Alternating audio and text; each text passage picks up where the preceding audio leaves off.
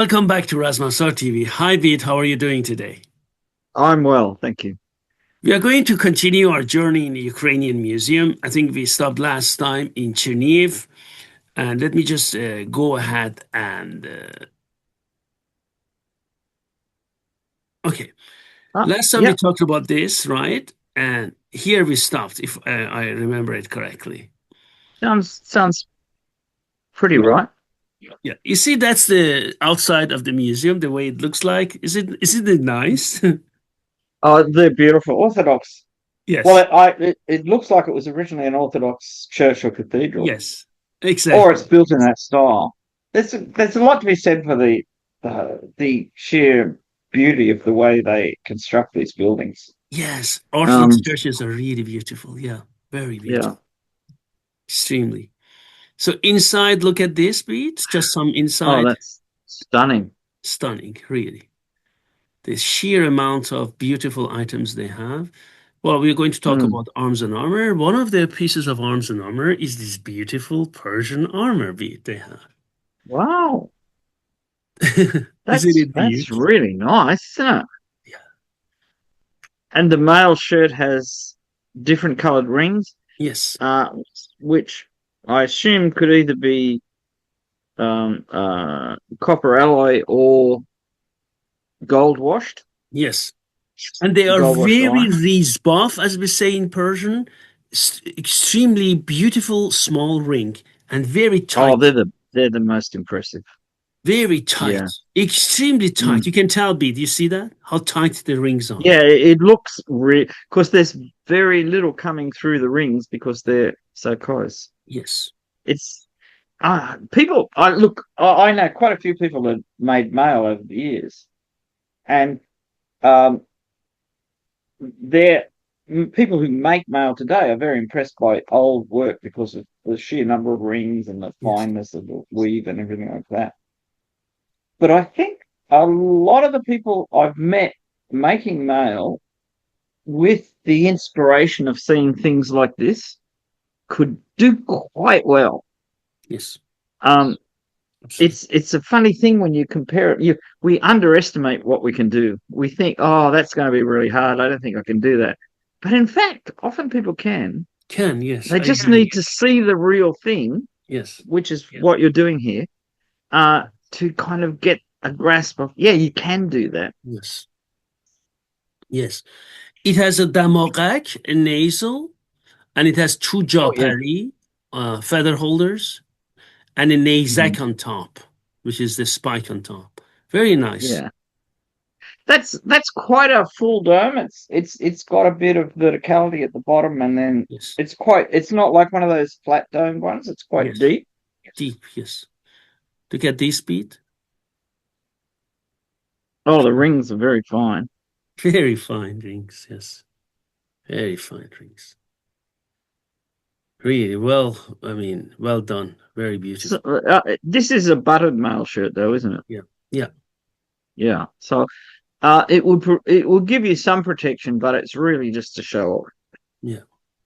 Because I mean, it's not easy to cut through. It buttered mail. We think, oh, it's very weak, but it depends on whether it's been hardened. Exactly. But Bede, You can, just to say that to you, those things I had in museum, I need to say make a comparison, and Bede brings up a very important point. If you go in here today, Iran for Taziyeh for Imam Hussein, they make buttered mail. Now, you go to the bazaar, they're hanging them, and then you see some of them get opened, and then fall yeah, yeah, down because of the sheer weight, right? So, yeah. the museum, the buttered mail are handled. And okay, of course, the curators were there. I didn't do anything, which was not required. But I kept pulling, and I think I'm strong. Yeah, Couldn't you are. open even one. Couldn't even Yeah. open one. You see, like this, couldn't open it. But if I go to the bazaar in Tehran, down Tazieh, you can not like this. You can do it with fingers. You can Ah, open them with fingers.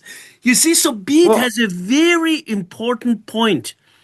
Those butted mails, which are antique, Beat, you cannot open it by sheer force. You can't. yeah, yeah.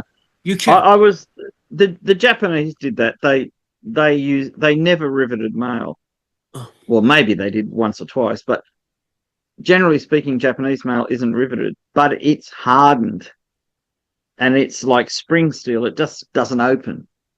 And I've handled one old shirt from I think it was Lucknow, and it was Ganga Jamni. It was oh, gold and silver rings, yes. but the rings were maybe 6 millimeters outside diameter. Mm, And we did a calculation on the density, and it was about 120,000 rings for a male jacket that came partway down your arm and partway down your thighs. fine. It was sewn to a backing. Now you could see that the weight of the male was putting a lot of pressure on the rings on the shoulder area. But it was 200 or 250 years old, so that wasn't too bad. The lining was felt it felt lined. It had like trimming and gold rivets, and I mean solid gold rivets. It was a beautiful thing. But what it showed me was that people making buttered mail, if they really, because this thing would have fallen apart unless they'd hardened the rings, Yes, yes, because the rings were so small that an individual ring in the shoulder area taking the whole weight yes. would have just pulled open if it wasn't hardened. Okay, And you that's know, what. when I was in this museum, when I was in museum, you know that okay, in Iran, I had them all in my hand. I didn't have it in my hand, so because it is out hanging. Just given, based on my experience, this thing has been hanging there for, they told me like 90 years, 85, 90 years. So had Yeah, it been that weak, it would have gone down. You know what I mean? It's, yeah. Well, this is it. I mean, if you make uh, buttered mail out of something that's like wrought iron or very low carbon steel, the rings pull apart really easily. If you hit them with a blunt sword, they'll part. part. But if they're made of carbon steel and they've been hardened, and once the mail shirt is together, it's relatively straightforward. Though I don't know how easy it is. Like when I say straightforward, I'm just talking about the intellectual way of looking at it, not the technical way of putting it together. Yeah. It's relatively easy to heat the whole mail shirt up to an even temperature and then cool it and then reheat it and temper it. You could actually make really good quality buttered mail. It's just that riveted mail, even though it takes longer to make than buttered mail in the actual assembly, I think it's easier than going through all these steps because a lot of mail in European and Asian collections is the steel's fairly soft because it had to be wound Yes. around a mandrel and shaped and cut and Yes. put together and everything like that and flattened and pierced. So it's real. I mean, there certainly in Europe there are hardened steel mails. Um, but if you had a choice between making a riveted mail and making a buttered mail and going through all the steps to correctly harden it, maybe riveted mail was an easier solution. Um, even and it's very effective, so there's no argument there. But making a really good buttered mail might have been very hard and may have only been done, for exceptional suits where the the ability of interlinking different colored rings and getting that even texture was more important than, just a quick riveted mail shirt. And Yeah. I say that because I'm old. I remember recreational groups when even making buttered mail was technically difficult for people because there was no experience. There was no internet when I started doing these or Ah, right. meeting People could people not in these change circles. ideas. You're right. Exchange ideas. How do you find out these things? I mean, you had to find old books, and to be honest, books before the 1970s on mail were not very helpful about technical processes.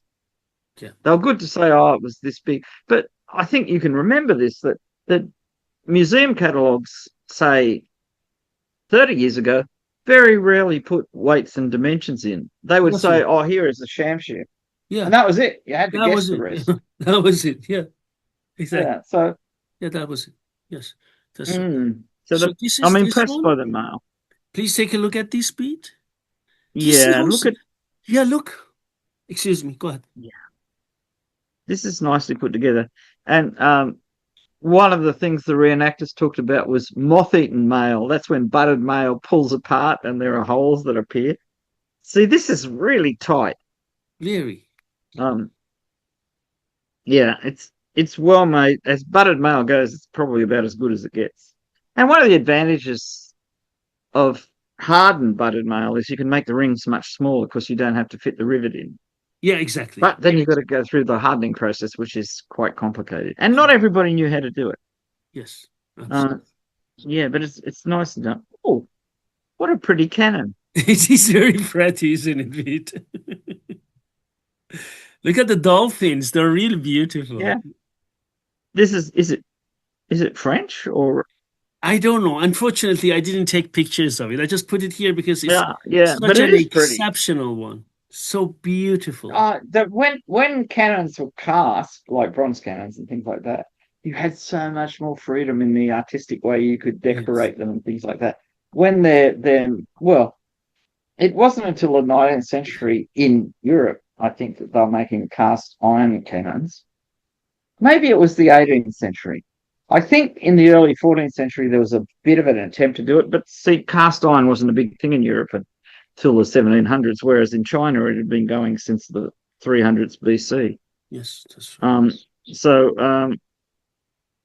and it's interesting when you read some of the manuscripts from Iran and particularly the northeast of Khorasan, you see that when they're talking about swords and that they did know how to cast iron. Yes, they did. It's mentioned in various parts. It Yes. wasn't a strange thing No. because it was, I assume they knew you put more carbon in it, it melted more easily, at least from the Warring States period in China, which is 400s to 200s BCE. They knew how to take the carbon out, like reduce the carbon once it had been cast, Yeah. and then progressively add it to harden the outside part of things. Because there are arrowheads that have been cast, then they've been decarburized, then they've been case hardened on the outside. So you've got all these different structures with inside the arrowhead. Yes. So when I look at things like this, I mean, as from a technical point of view, you say, oh, bronze casting is so wonderful because you can add all these features, you can make molds, you can do whatever, and it's all integral so that nothing weakens the structure. Look, Pete, And look at look at the this decoration. beauty. Fleur de lis, it's French. It's There's a French. fleur Oh, de yeah. lis. That's right. Yeah, You're trust right. the French. I did like a nice cannon. Very nice. Yeah, but It it's is. beautifully decorated. You could see, like, if you're in Ukraine or Russia or Turkey or Iran, you saw this, you just like it So because you'd beautiful. appreciate the design, you'd appreciate how it was put together, It's really and beautiful. oh, And they have some military sabers there as well, as you can see it here. the dagger on the left looks like some kind of First World War thing. Yes, it does. I remember I had a cousin who had a sawback bayonet, which was actually a medium length sword with a sawback. I don't know whether anyone actually ever used the sawback, um, and it it was so solidly made. These, in Be particularly in the 19th and early 20th century, often things were so strongly made that yes. it was a little bit The over the most top. beautiful military sabers and swords. Do you remember when we talked about Yeah, Klingenthal with pattern welded yeah. plates? Oh, they were Oh beautifully God, they made. were so beautiful. Me, do you But remember? that was there was a really large degree of artistry in that. It Yeah. wasn't just we're going to make one. It was let's make something really Oh, beautiful. how And the beautiful. French and the English and the Germans and the Italians and the Spanish and Portuguese, that whole Western European area, and let's not forget the Poles, um, had a real taste Yeah, for they did. well-designed weapons that also were Absolutely. beautiful. Absolutely. It didn't just have to work, it had to look nice. Absolutely. And it's easy to see now they don't have to work. But like sword collectors in the past, sword collectors now actually want them to be able to work. They don't want to use them, but they want them to be functional because the non-functional ones just look silly. Silly, yeah, And right. Yeah, yeah, they have no balance, no design. yeah, absolutely. So you see that on this one, look at this one, Bede. Oh yeah. Kinjal. So yeah, nicely made. Yeah, very nice. It always strikes me. I've seen maybe, 20, 30, 40 Kinjals in my lifetime. They always had good blades. They do. And Yes. even if the blade wasn't good, the design is so strong that they Strong. still work. Yes. Even if It's a carbon steel, very well made. I Yes. mean, Oh, it's amazing to me that this one, and we've got it from Cossacks in Russia in the Tsarist time, people in the Caucasus, Georgians, Cherkess, everybody like that, and in Iran. And because the Cherkess migrated into Turkey, there are a lot of them in Turkey as well, yes. all over that area. And everybody, as soon as they saw one, they wanted one because it's both practical and decorative at the same time. Yes, absolutely. Absolutely. So you see now some. Oh, we were talking about maces before we started to record. Look at these. Yeah, Nice. yeah. They're impressive. But again, very short because Sure. we're really it's just for show. I notice on the bottom row of things, the middle object is a flint and steel from the Far East, so it's either China, Mongolia, or Tibet. Yeah. Above that is part of a horse harness. Uh, when your horse was wearing a simple bridle for a curb bit, there was no noseband or anything. So they created these beautiful decorative metal nosebands, Yes. which connected to the bridle and had rings on one part to attach to a leading rope, and also a nose guard, a kind of like a decorative noseband, which is what that thing is. Then above it, we've got all kinds of nice, well, belt fittings mainly. Yeah. There's a buckle for a young woman's belt on the top left, Yeah. a less decorative buckle on the top right.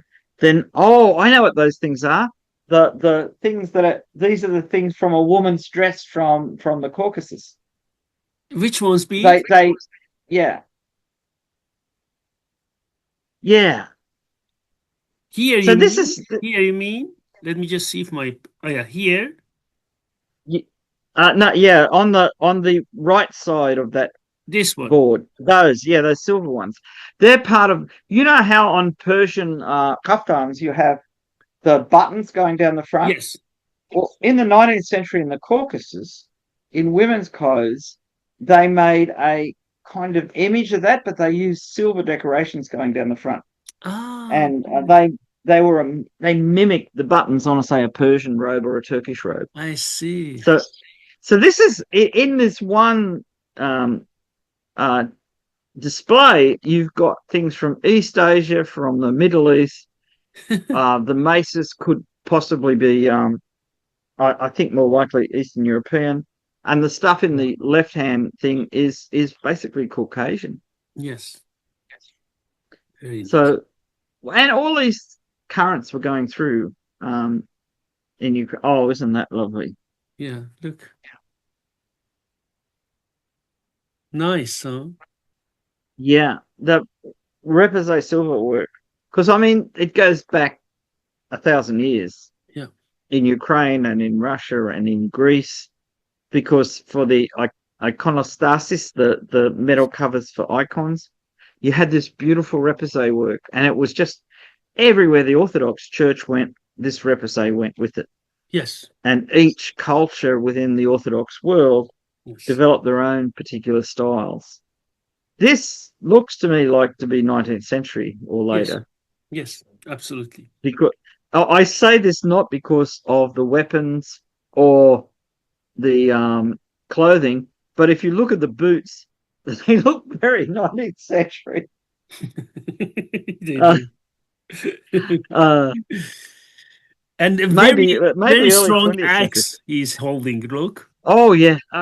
In kind of Ukrainian and Russian-speaking lands, axes were quite prominent. There's a sport for throwing axes at targets that's a kind of traditional peasant sport.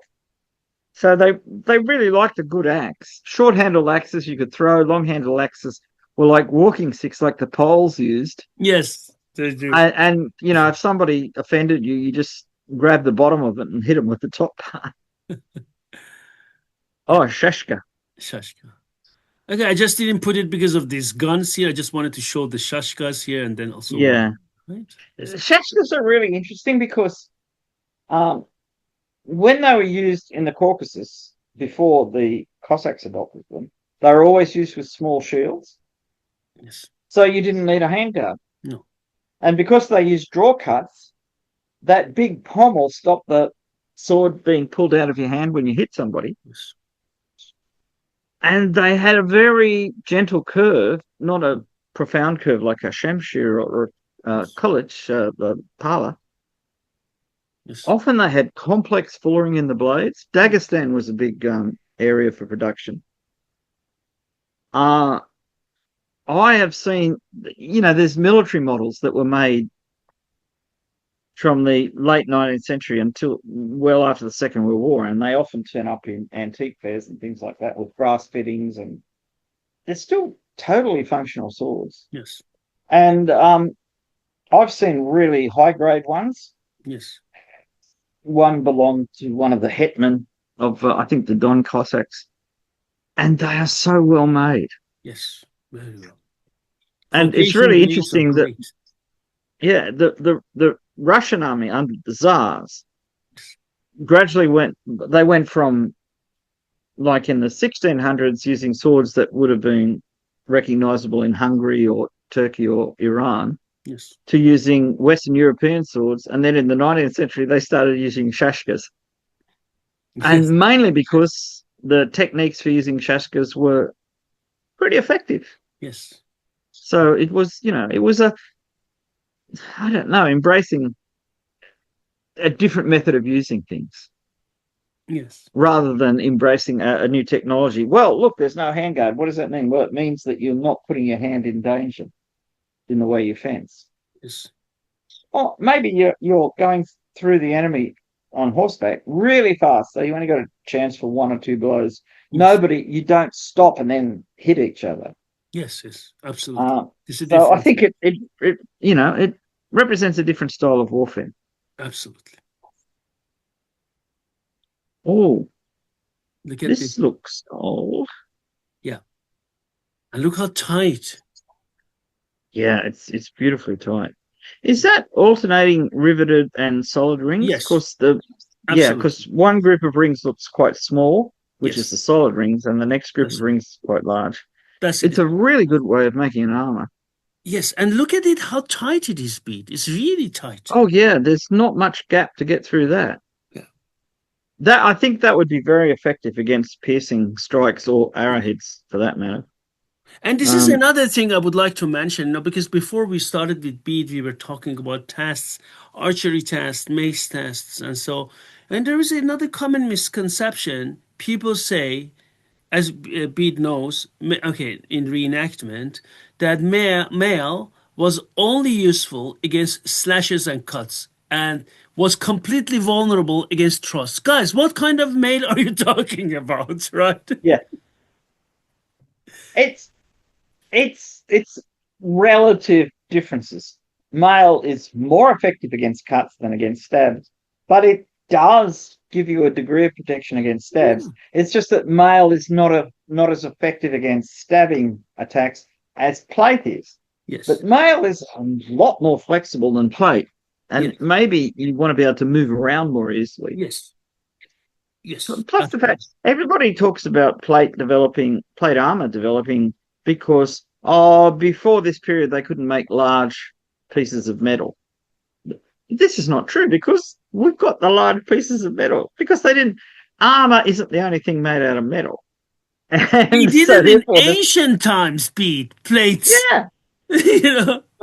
Look at the Greeks and bronze cuirasses. Yeah. That's a large piece of metal in one go.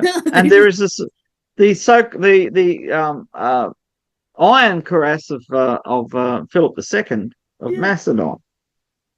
That's big pieces of iron hammered out to yeah, the right thickness, and they knew it. It's just that their style of fighting probably didn't see any advantage in it.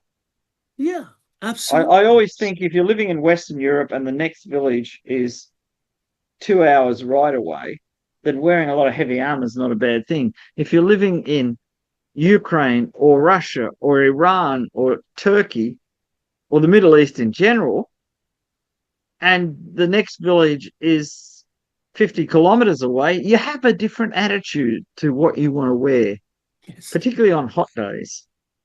yes, it's true. So, It is, to just say, because he said that Iran is as big as Europe, the whole Europe. And I was thinking, when you drive in Iran, I was, in Iran driving, and I said, where is the next city? And then the guys looked at me and started like, you're not in Europe. Wait, learn to wait. yeah. Where can we get? Where is the next city we can go and see? Wait, wait. This is called Iran. This is not Europe.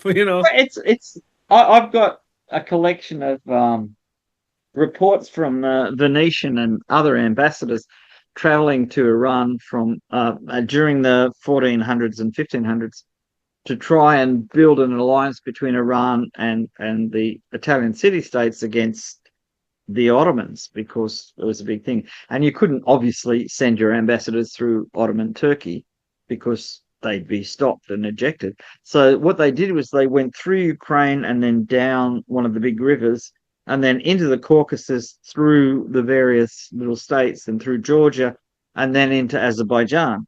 Mm. And what struck me was the real problem that they had was they didn't know how to organize food for long trips because they were so used to the next, at the end of the trip, you'd be in a new village and you could buy more food there. Yeah. Whereas in Ukraine, in Russia, the next village could be 200 kilometers away. Yes, exactly. You'd be dead long before you ever Yes, reached it. exactly. So if you didn't prepare food storage and things like that, you were in real trouble. Oh, You see that, V? that top arrowhead is a real class piece. Look And at them. Unbelievable. the swords are what, 13th, Yes. 13, 14. Just and these are 13th, excavated 12th century. beads, right? Yeah, Yeah. well made though. Yeah. And different arrowheads. Different It's arrowheads. funny because people look. I don't know where they were excavated, but Western European style swords went into the Balkans and also into Ukraine and places like that Yes. because people liked them, Yes. and they were traded in as far as Iran because Al-Kindi talks about Yes. Western swords in Absolutely. the ninth and 10th centuries. Absolutely. So it's